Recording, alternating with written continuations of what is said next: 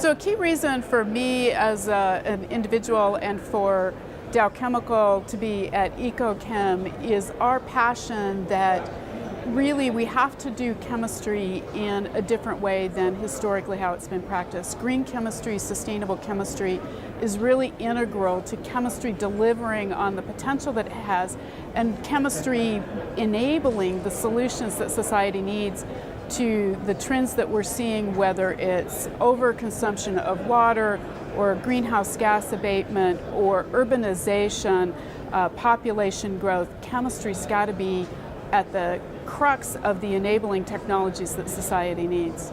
It's been fascinating to learn at what other companies are doing, some of our customers or those further down in the value chains in terms of their goals, their priorities, what they're looking for. Those are all great innovation opportunities for us at Dow Chemical. The other thing that's always fascinating to hear about are some of the startups, hear from the academics.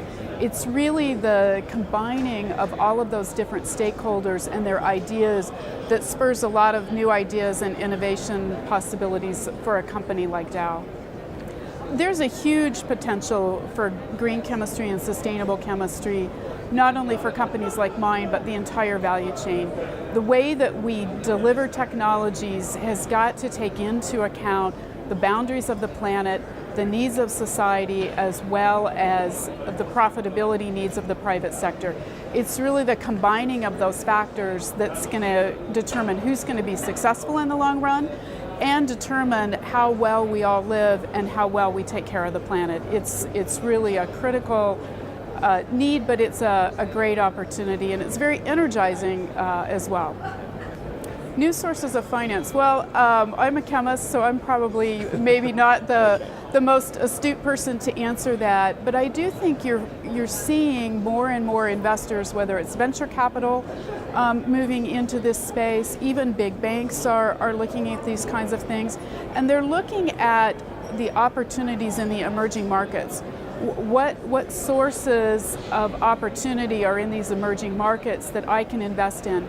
And if I use a sustainability lens in how I make those investments and how I assess their potential, they see that as giving them a competitive advantage. So in some respects, it's probably a lot of the traditional sources of investment, but they're looking at it with another set of criteria, a little bit of a different lens when they're deciding where to invest or where not to invest.